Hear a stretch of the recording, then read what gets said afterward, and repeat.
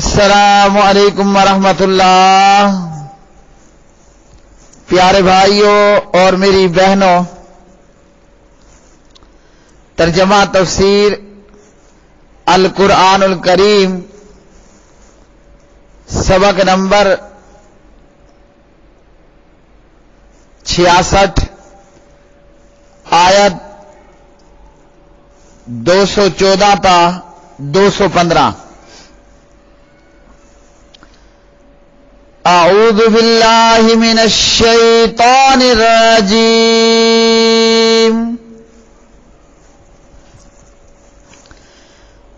ام حسبتم ان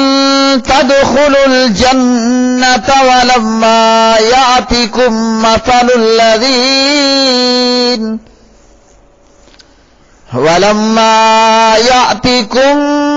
الذين خلوا من قبلكم مستهم البأساء والضراء وزلزلوا حتى يقول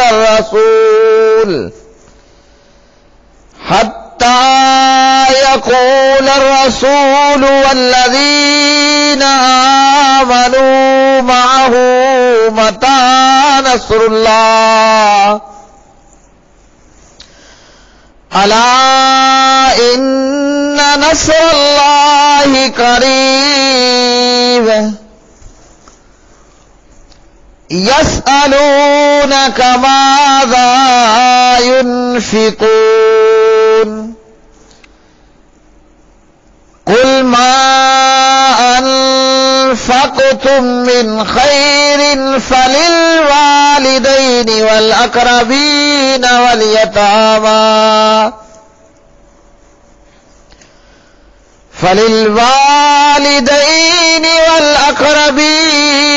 واليتامى والمساكين وابن السبيل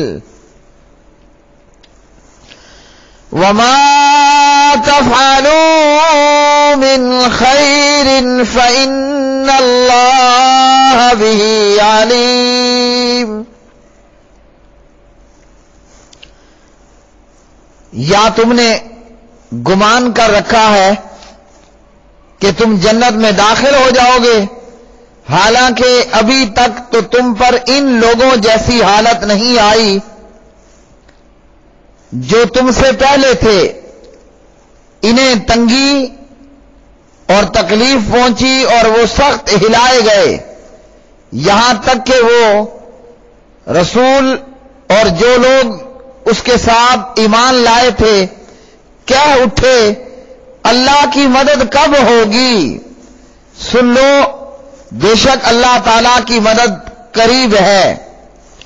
وہ آپ سے پوچھتے ہیں کہ کیا چیز خرچ کریں؟ کہہ دے تم خیر میں سے جو بھی خرچ کرو سو وہ ماں باپ اور زیادہ قرابت والوں اور یتیموں اور مسکینوں اور مسافروں کے لیے ہے، اور تم نیکی میں سے جو کچھ بھی کرو گے تو بے شک اللہ تعالیٰ اسے خوب جاننے والا ہے۔ ام حسبتم، کیا تم نے گمان کیا ہے، ان تدخلوا، یہ کہ تم داخل ہو جاؤ گے، الجنت، جنت میں، ولما، حالانکہ ابھی تک نہیں، یاتکم، پیش آئی تمہیں، مثل الذین، مانند ان لوگوں کے جو خلو، گزر چکے، من قبلکم، تم سے پہلے، مستہم، پہنچی ان کو، الباساء، سختی، والضراء، اور تکلیف، وزلزلوا، اور وہ ہلا دیے گئے، حتی یقولا، یہاں تک کہ کہنے لگے، الرسول، رسول، والذین، اور وہ لوگ جو آمنو، ایمان لائے، معہو، اس کے ساتھ، متا، کب، نصر اللہ، اللہ کی مدد یعنی آئے گی، الا، آگاہ رہو، इन्ना बेशक नसर अल्लाह, अल्लाह ताला की मदद करीब है। यसअलूना का, वो सवाल करते हैं आपसे, माजा क्या, युनफिकून, वो खर्च करें। कुल कह दीजिए, मा, जो कुछ, अनफक तुम खर्च करो,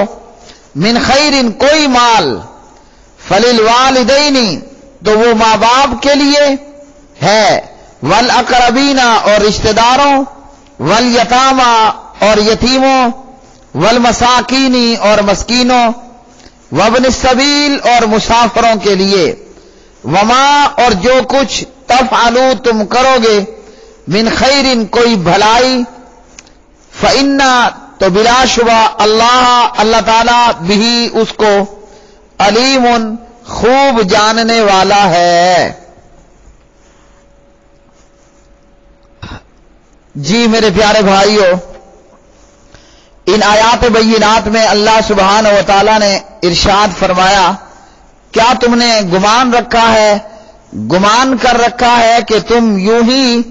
जन्नत में दाखिल हो जाओगे? क्या तुमने ये गुमान कर रखा है, ये सोच रखा है कि वैसे ही तुम जन्नत में दाखिल हो जाओगे, जबकि अभी तक तुम आजमाए नहीं गए? तो इस आयत में अल्लाह रब्बुल आलमीन ये बताना चाह रहे हैं, ईमान वालों की अल्लाह सुब्हानहु व तआला आजमाइश करता है, और ये आजमाइशें मुख्तलिफ किस्म की होती हैं। जैसे अल्लाह ने पीछे की आयत में फरमाया कि अल्लाह सुब्हानहु व तआला जो है वो जरूर तुम्हें हम आजमाएंगे, अल्लाह रब्बुल आलमीन ने फरमाया। और ये आजमाइशें किस किस्म की होंगी? फक्र फाके की आजमाइशें, और बीमारी और जिस्मानी तकालीफ पर मबनी आजमाइशें, और इस किस्म के मुख्तलिफ इम्तिहानात, इतने सख्त इम्तिहानात कि मोमिनों को झंझोड़ कर रख दिया जाएगा। तो अल्लाह रब्बुल आलमीन ने फरमाया, तुम्हारी आजमाइश होगी ठीक उसी तरह जिस तरह तुमसे पहले ईमान वालों को अल्लाह रब्बुल आलमीन ने आजमाया। और इसके ताल्लुक से कुरान मजीद की जो है वो सैकड़ों आयात के अंदर हमसे पहले ईमान वालों के हालात अल्लाह रब्बुल आलमीन ने बयान फरमाए, और उन पर जो मुसीबतें और मुश्किलें आईं वो भी अल्लाह ने हमारे सामने रखे। और मोमिन जिस तरह मुसीबतों पर साबित कदम रहे, वो भी अल्लाह ने हमारे सामने मामला रखा। और फिर इस साबित कदमी पर अल्लाह की रहमत मोमिनों पर जब बरसी, और इन मोमिनों को अल्लाह ने जो इनाम व इकराम अता फरमाया, वो भी अल्लाह ने कुरान पाक में हमारे सामने रखा। वाकया कुछ यूं है कि हिजरत से पहले भी और हिजरत के बाद भी जो कलमा पढ़ता उस पर जिंदगानी ये दुनिया तंग कर दी जाती। हिजरत से पहले भी और हिजरत के बाद भी कलमा पढ़ने वाले के ऊपर कुफार और मुशरिकीन की तरफ से बेशुमार परेशानियां आती, उनकी तरफ से बेशुमार मुसीबतें आती। मदीने में हिजरत के बाद मुसलमानों को जब मुशरिकीन, मुनाफिकीन और यहूदियों से सख्त तकलीफें पहुंची, तो अल्लाह रब्बुल आलमीन ने ये आयात नाजिल फरमाई। हिजरत से पहले भी प्यारे नबी अलैहिस्सलातु वस्सलाम पर कलमा पढ़ने वाले और अल्लाह की तौहीद और पैगंबर की नबूवत और रिसालत का इकरार करने वालों पर मुख्तलिफ मसाइब और मुश्किलात आईं, जैसा कि हजरत बिलाल हबशी रज़ी अल्लाह तआला अन्हु और इसी तरह दीगर सहाबाए किराम पर। और ये लोग इन तमाम मुसीबतों पर साबित कदम रहे, और इन्हीं कुफार के सताए जाने की वजह से बिलाखिर मुसलमान हिजरत करके मक्का से हबशा जाते हैं, और फिर मुसलमान मक्का से हिजरत करके मदीनतुल मुनव्वरा आते हैं। और हिजरत करने के बाद भी ना तो कुफारे मक्का ने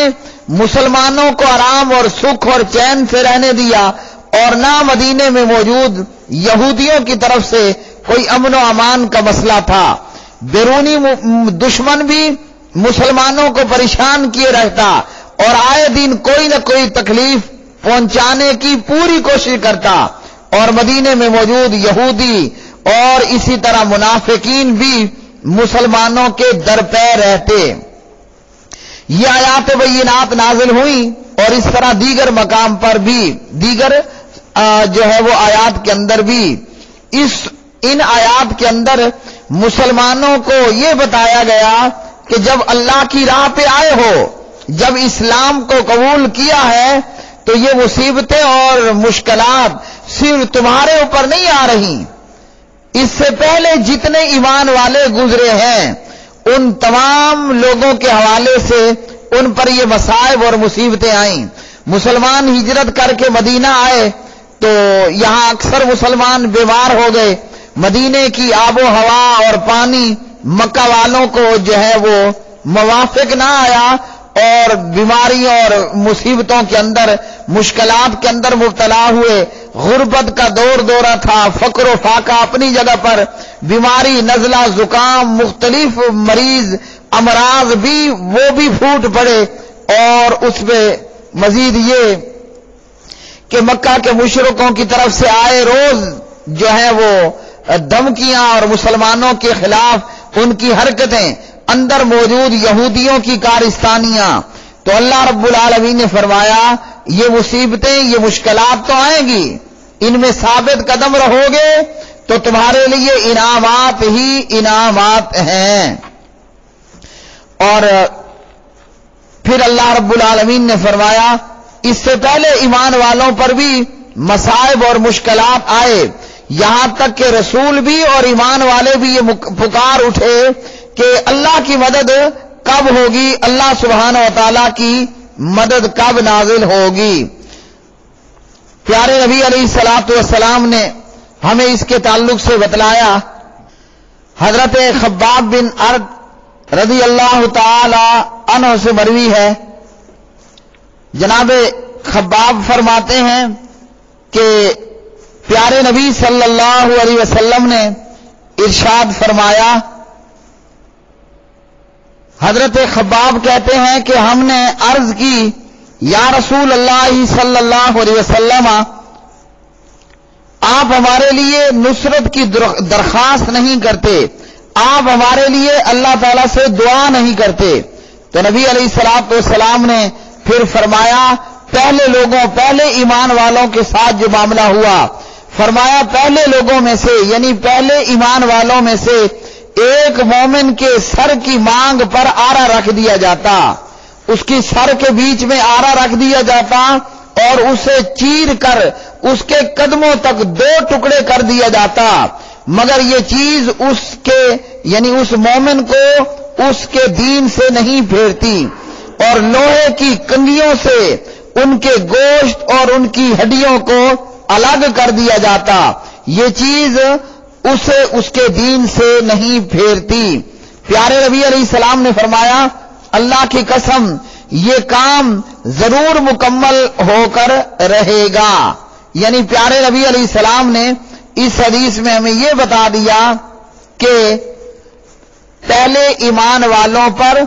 اس قسم کے مصائب اور مصیبتیں آئیں کہ ان کو آروں سے چیر کر 2 ٹکڑوں میں کر دیا جاتا،